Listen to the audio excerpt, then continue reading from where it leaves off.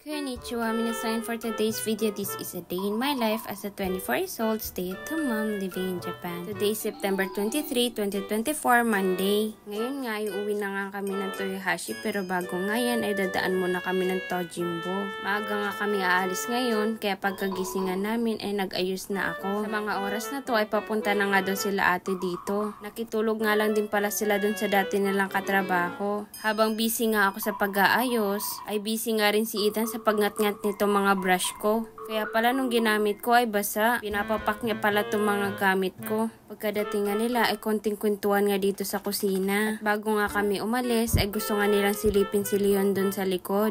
Doon nga rin yung machine na panggiling ng bigas. At doon na nga daw lagi tumatambay si Leon dahil nga sobrang init sa loob ng bahay. Kasi nga dito sa likod may sarili nga daw siyang electric fan. Bebenta nga din pala sila ng takoyaki sa mga event at itong sasakyan nga na to yung gamit nila. Sakto namang pagsilip namin dito sa likod ay maraming nga bunga yung grapes. At tinikman na nga rin namin muna kung matamis na ba. Ito na nga nilabas na si Leon para nga masilip nila. Buti na nga lang din at gusto nga nila makita si Leon. Kasi kung hindi kami pumunta dito ay mabubulok lang yung mga grapes na nandito sa likod. Pagkatapos nga laruin ni ate si Leon, ay nanguha naman kami ng grapes. Kakaibang grapes pala tong tanim nila kasi maliliit at hindi siya seedless. Ito nga daw yung grapes na ginagawang wine. At feeling ko din ito din ginagawang raisins. At ngayon nga lang ako nakatikim ng grapes. Nakalasa nga ng drinks na Fanta grapes. Medyo marami-rami nga rin ako nakain dito habang busy nga si ate sa pamimitas. Hindi pa nga ako nag-almusal at ito na rin yung inalmusal ko. Pero kakain pa rin ako mamaya kasi hindi pa rin naman sapat to. Lalo na't nagpapadede pa nga ako, lagi nga ako nagugutom. Sigurado mabubulok nga lang din to mga grapes na to at hindi nga nila to ginagalaw. Nung aalis na nga sana kami, sakto namang naalala ni Dada na ubos na nga yung soy sauce namin sa bahay. Hingi nga lang din siya ng isa at may mabibilhan na rin naman kami sa Toyohashi. Si mama pala ay nagbebenta ng Philippine products. Pero yung store niya ay nasa sasakyan lang. Kaya mag-message lang kayo sa kanya kung gusto nyo nga umorder. Pero dapat dito lang kayo around Nonoichi, Haksan, or Kanazawa. Hindi ko alam kung saan pa yung ibang lugar. Habang sa biyahe nga ay pinakain ko muna si Ethan ng almusal. Ang isa sa paborito niya, banana.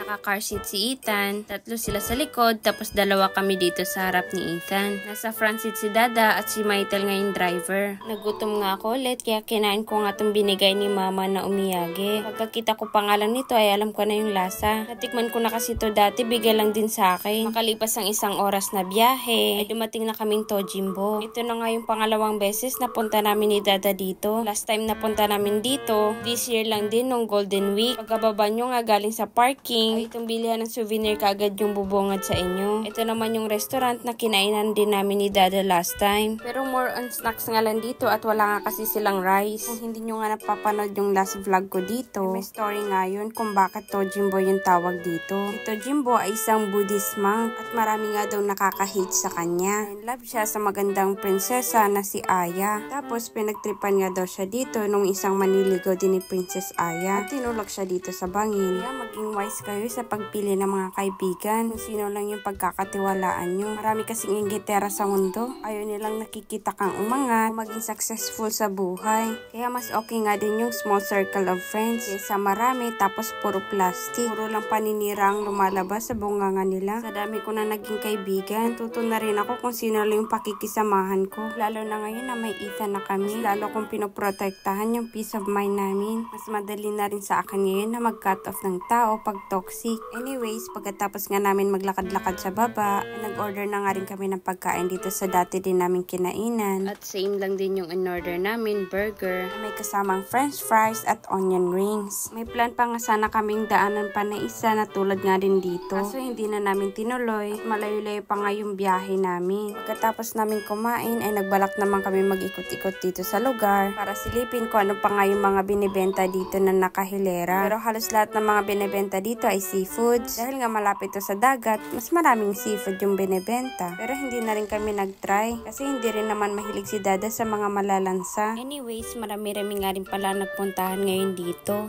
Holiday kasi ngayong araw. At dahil nakasasakyan nga kami pumunta dito, may bayad din ang parking. 500 yen nga rin yung binayaran namin. Naibalik nga din naman sa amin yung 500 yen kasi bumili nga kami ng pasalubong. Pero dapat umabot na 2,000 yen pataas. Dito nga pala sa Fukui, kilala sila sa malalaking crabs. Ang mga crabs pala na to ay snow crab. Grabe ang mamahal ng crabs na nandito. Gusto ko pa nga sana bumili nitong shell, pang pagatas. Pero hindi na rin ako kumuha at ako lang din naman ang kakain. Hindi na lang ako sa grocery store nung maliliit. Binalikan nga rin namin itong nadaanan naming ice cream. At ako nga lang din nagtry nitong Squid Ink soft ice cream. Gusto ko nga sana yung Hokkaido ice cream. At dahil nawewerdohan nga sila at ayaw nga nilang itry to, ako na lang ang nagtry. Tapos titikim na lang din sila kung anong lasa. Actually, hindi mo man malasahan yung squid ink, pang pakulay lang talaga siya, wala namang lasa. Mas nangingibabaw pa rin yung pagka-milky nga nung ice cream. At sobra nga din pala kami na traffic sa biyahe. May construction kasi sa expressway at halos hindi nga gumagalaw yung mga sasakyan. Fast forward, nakauwi na nga kami. Pero naghapunan nga pala kami muna nito bago kami nagsiuwian. Doon nga pala kami kumain kung saan lang malapit dito sa bahay. Ang tansya ko nga kanina ay 5 AM ay makakauwi na kami. At dahil nga sobrang tagal namin sa expressway, alas 8 na nga ng gabi kami nakauwi. And don't forget to follow our page. That's for today's video. Thank you for watching. Matane!